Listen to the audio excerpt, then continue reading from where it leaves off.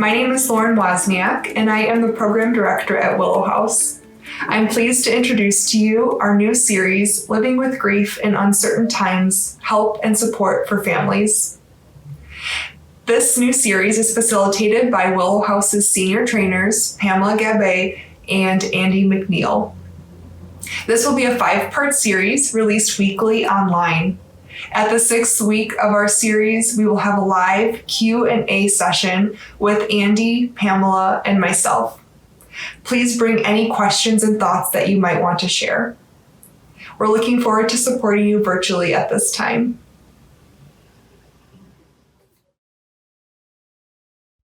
Hi, I'm Andy McNeil here with Pamela Gabay, and this is the next video in our series, Living with Grief in Uncertain Times. We've talked about or had a discussion about a number of topics over this series. We've talked a little bit about how grief impacts us as a family, how you can help yourself through grief as the parent or caregiver or guardian in the home, and how you can help your children in their grief. Today we wanted to discuss a little bit about how we grieve as a family and coping as a family. And so the title of this video is Coping as a Family During COVID-19 and Beyond. We know that this is certainly a difficult time for all of us in the midst of COVID-19. It's been a strain on families in a number of ways. Certainly those who might have lost a job or be furloughed temporarily, children who aren't able to go physically to school and have to do school at home, puts a strain certainly on parents to provide support in the home environment. Certainly there are those who maybe the struggle of being enclosed in the home together for long periods of time and not able to get out. And so we recognize just a number of the stressors that we can have as families. So we want to have a conversation about how do we cope with that? And on top of dealing with COVID, if we're dealing with grief, if we've had a loss prior to COVID or a loss during COVID, or perhaps a loss directly related to COVID, how do we cope as a family? We want to talk about that strength that we have, or potential strengths we have to cope together, and how that creates a better situation for everyone in the family, really, when we think about how we do that together. Now, we certainly want to recognize everyone grieves differently in a family. And I think that's kind of what I would like to start with, just thinking about how grief doesn't manifest itself in the same way for everyone in a family. People have different ways that they feel comfortable being in the world. And so one of the first things I think you could do as a family is we can consider the fact that we don't all grieve the same. And the first thing we can do is be patient with one another and respect the differences that we have in our families. Pam, I don't know if you wanted to talk a little bit about just families and that idea of we don't grieve the same, and how we operate, not in a vacuum, but bumping into each other, but recognizing and being patient with each other through that process. Definitely. We often think of grief as this individual journey, and it is. Everybody does grieve differently. Individuals within the family, children, teens, their parents or caregivers, all are grieving individually, but also some are living under the same roof. Some might not be living under the same roof, but they're still part of the same family.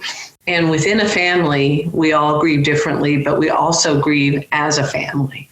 Right. And one of the things that can happen with different coping styles and different ways of grieving and working through grief is, for example, in a family, one child might be comforted by having photos of mom who died all around the child, and another child or teen in the family might be upset, especially in the beginning, by photos of mom.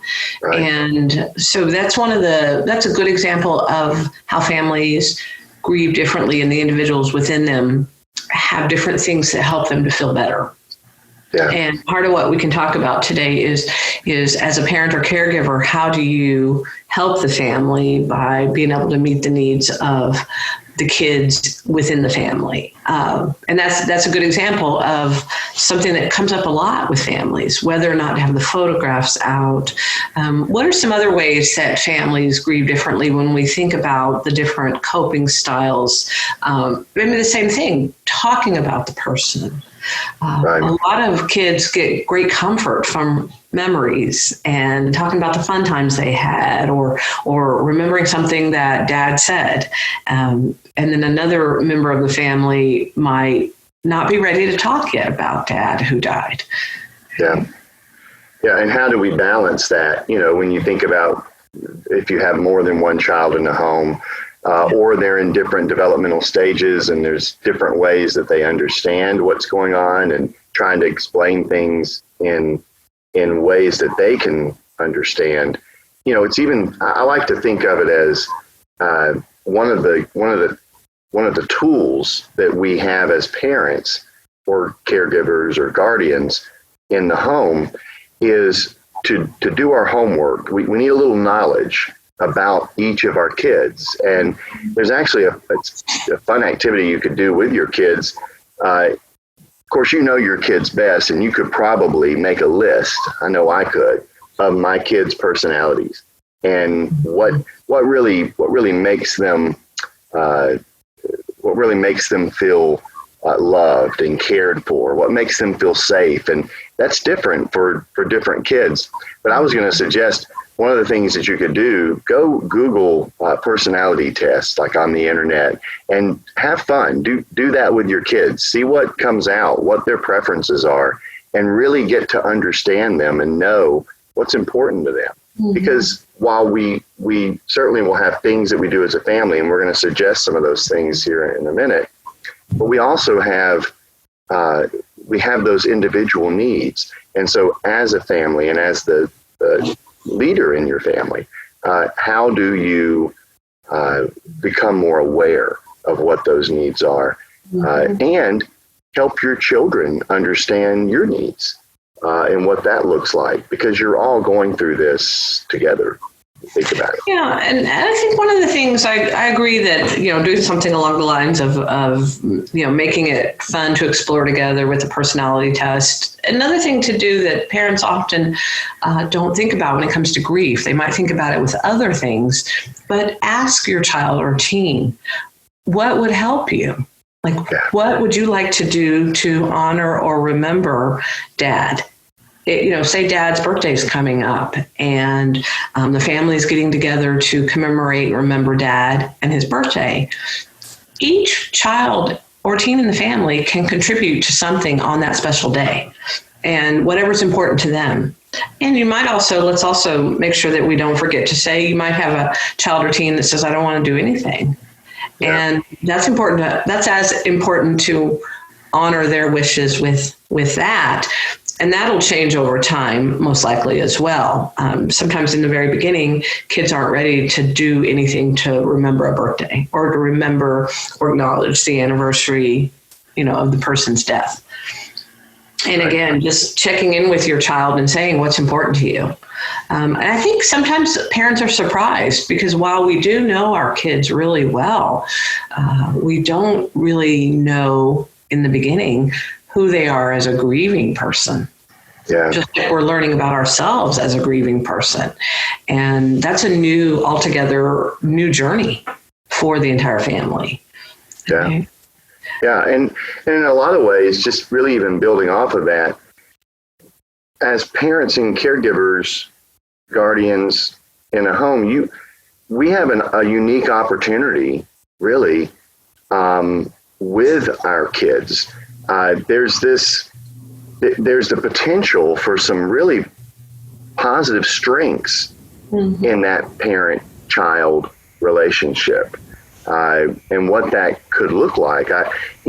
Kids in that relationship, they really develop social cues, their ability to figure out how to problem solve, there's an opportunity that you have as a family to have these conversations about what are the things that you struggle with, what does your grief look like, and to even just use some basic problem solving skills, help children to understand, how to look at a problem and think about the different options for responding to that problem, rather than just jumping right in there and reacting, right? And what are those options and what might it look like, So even some of those things, kids pick that up in their relationship with their parents and their caregivers. They watch how you work through those things, but there's also opportunity, I think, to do that together.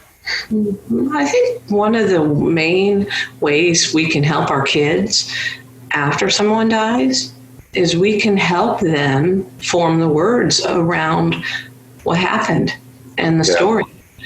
And we don't think about that. We think about ourselves going into work, or these days, maybe you're working from home and on Zoom. A lot of people are still going into work, depending on your job. But we think of ourselves going into work and somebody saying, how are you doing? Or what happened? All these questions that people aren't asking because they don't care. They're asking because they do care. Right. But those questions can feel invasive. And as a child or teen, they don't have the language typically to tell that story, especially in the beginning. And so, thinking about problem solving and something that's very practical to help kids with is formulating their story. How do they talk about what happened? Or let them know it's okay to say, I don't feel like talking about it. Yeah. Give them permission to say, I don't want to talk about it today, but I might want to talk about it a different day. Yeah. And actually is a huge way that you're able to even begin the process of coping as a family. Yeah. Even in that process, because it brings the family together. I also think about the sense of security, that the potential for sense of security that can happen within a family. Mm-hmm. And there are just a number of things I think that can help move that along, right? That sense of safety.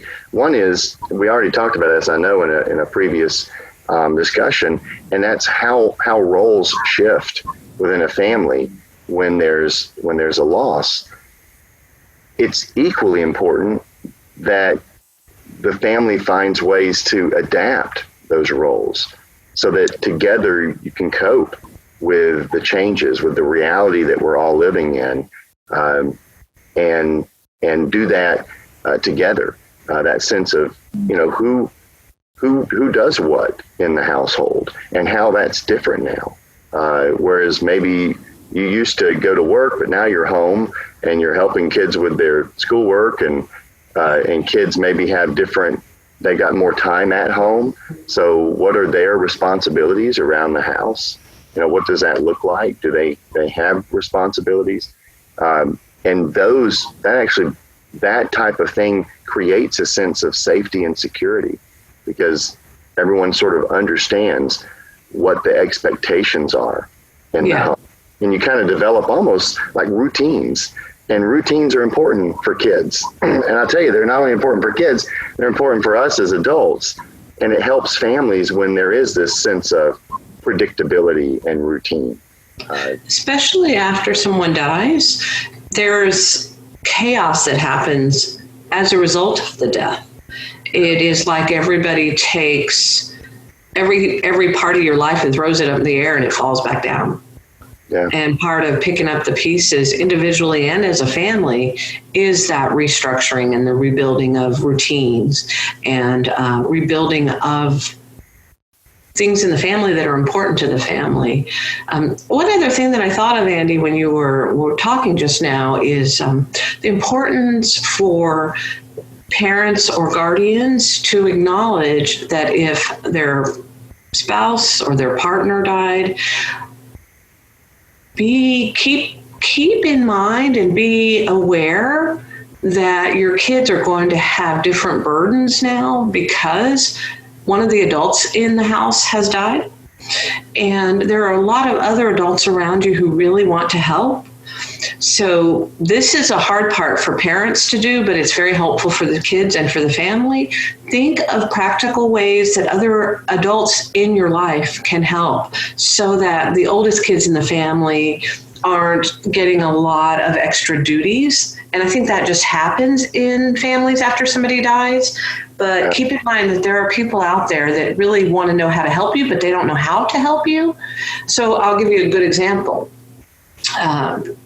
If your spouse dies and all of a sudden you're in charge of, raising the kids, including probably schooling them from home, figuring out your own job, figuring out childcare, figuring out groceries, figuring out meals, all of these practical things that we have to do every day to live. Yeah. Rather than relying on your older kids to step in and not saying they can't help with cooking, certainly can't help with grocery shopping and things like that, but keep in mind that there are plenty of other adults in your life who would like to help. And so also try to share that burden with other adults who want to help. So grocery shopping is a good example, or perhaps you use some type of delivery service. And one of the things that I've heard from especially teens is they end up assuming a lot of the duties in the family. And it's not that they don't want to help, but they're often so overwhelmed and overcome by their own grief that it's harder for them to take on those practical roles. Yeah. Yeah. And as hard, as difficult as it is and as challenging as it is, when you're in obviously the midst of grief yourself, if you can find a way to develop that plan and what that looks like, use the people, take advantage of the people who said, I want to help out, right? Yeah. Allow yourself that ability to do that. Actually, it's a very important component of hope in our lives, is that we are open to be reliant on other people, right? Mm-hmm. Certainly another piece of that is self-reliance and how you're able to rely on yourself. But when you're grieving, it's difficult because you're not necessarily operating on optimal levels emotionally and maybe even mentally or even physically, right. Because it can be exhausting. But that's where having a plan can help. And by a plan, I'm even thinking about planning out, like, what do we want our environment to look like? What do we want our home to look like? What do we value? We're in the midst of COVID right now. What's important to you as a family? So for example, in our family, one of the things that's important to us, especially during this time, is the way that we speak to one another, that we speak to each other in a way that's respectful, whether it's a parent speaking to the child or a child speaking to a parent or children speaking with each other, that we do it in a way that's respectful. And so we have this plan. We think about what kind of home we want. That, again, another value might be that we pitch in, right? That could be a value in a home. And how do we allow the space for everyone to have an opportunity to pitch in to the home and to the home? I think that's hard when you're grieving anyway, really hard, but something to be aware of, very important to be aware of. I think it's hard, but then you add in COVID and really being forced to be together every day, all day. Yeah. And then that really does add a layer of stress.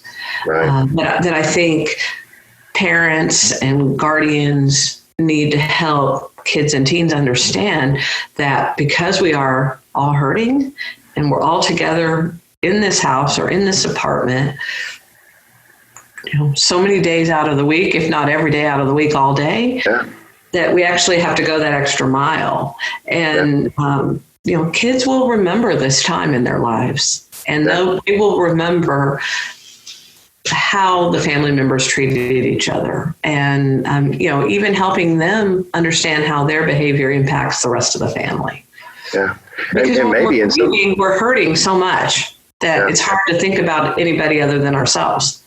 Yeah, and maybe in some ways, the first step to doing that is just acknowledging it to your everyone, just acknowledging that this is difficult, and almost sometimes just acknowledging the reality, you might even find yourselves just laughing about how, some of the circumstances that you found yourself in, or you might find yourselves not laughing, but even just sharing a moment, a serious moment together, or maybe expressing emotion about it, or expressing thoughts about the challenges that are in front of you because of the situation that you're in. So that brings up, I think, another idea when it comes to thinking of how you cope as a family is certainly we can do some things, as hard as it is, to try to plan some about our environment and the atmosphere in the home,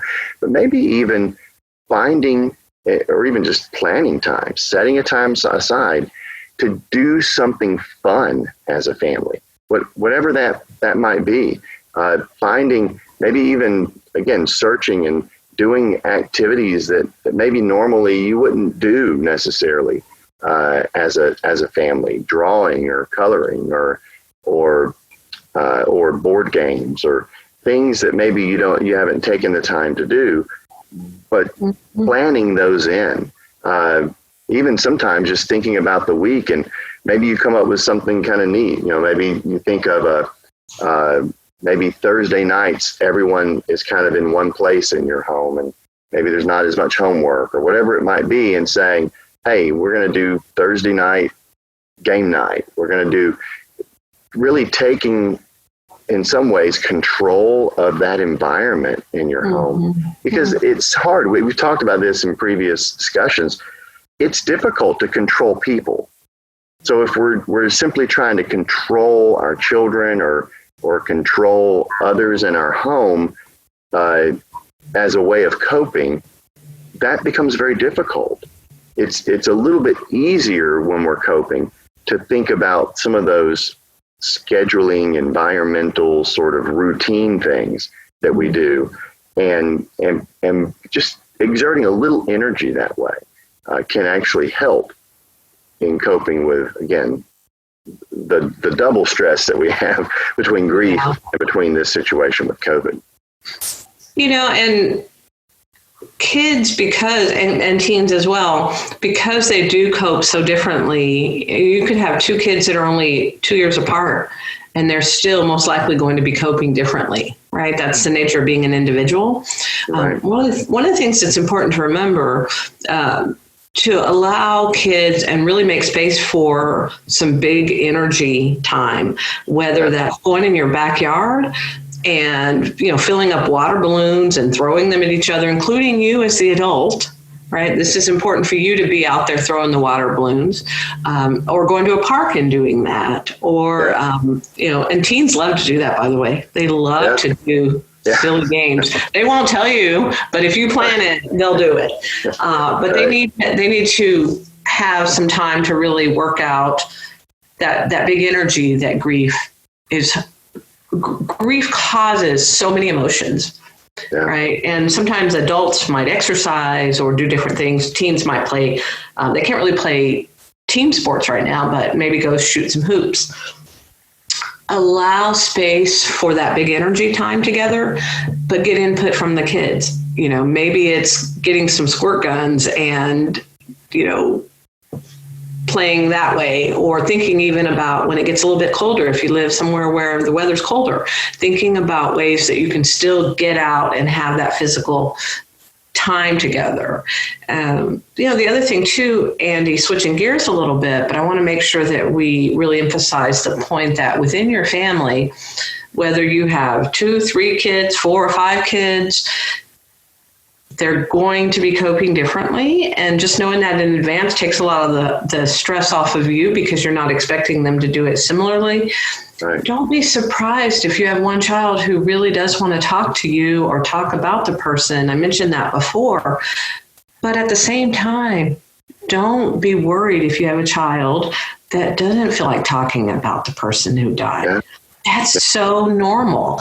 And I got to tell you, one of the main questions that I've had is through the years is, mom or dad will call and say, my child or my teen doesn't want to talk about his mom or his dad or his brother or sister who died.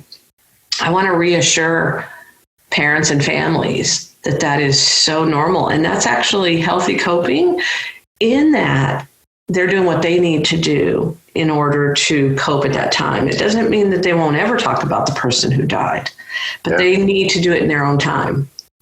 Yeah. And in their own way. And it's actually a gift that you can give to your children and really to other family members that are in the home. Yes. Is to give them that space to cope in the way that feels most comfortable or natural to them, because that is part of how we actually cope together, is by being patient with one another. And again, so when your emphasis isn't so much on, I have to get my kids to cope this way, to talk about the person, to express their grief, if that's not the focus, if the focus becomes on recognizing that each person in the family is an individual, they have their own way of coping, building strong relationships individually with different family members, that we can do. But then we also, if we can turn our attention toward that, again, the things we can control, routines, again, those roles that people have, our expectations of our kids, consistency in how we create boundaries and how we affirm behavior within the home, positive behaviors, and what that looks like. Having those routines, those are things we can control. And the interesting thing is, I don't want this point to be lost. By doing those things, that is helping our family. That is a huge part of coping. You don't have to be just talking about grief or talking about the person who died to be coping with the reality, or even to just be working through your grief. By having those things in place, that's how as a family you come together and you support one another. Yeah. And Andy, we just have a couple of minutes left. One of the things that I want to also emphasize, when you're restructuring and rebuilding and picking up the pieces of your life, invite your kids to share ways that they can contribute to the household, and invite them to think about a new routine or a new way of doing things, or a new ritual, or a new way to, even when you think about the holidays coming up, invite your kids and ask what they would like to do differently. Because then they not only feel included, but you're listening to what might help them cope better. Right. And what will actually help them within the family. But it is important. I don't think we can stress it enough how kids, whether you're grieving or not, kids crave predictability and kids crave structure. And they do better with both of those, but especially when you're grieving. Yeah.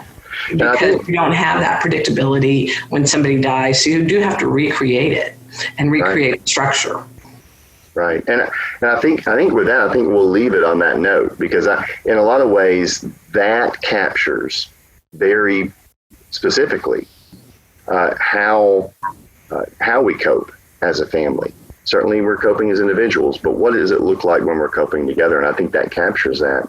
So we are out of time for this discussion. Our next discussion, we have one more discussion in this video series. And our next discussion will be on change and growth. And of course, all that's happening with us with COVID and with grief that's in our lives. I mean, change is a huge part of that. And in the midst of that change, what does it look like to grow? And we'll have that discussion on our next video. So we appreciate folks listening in, and we'll look forward to our next discussion.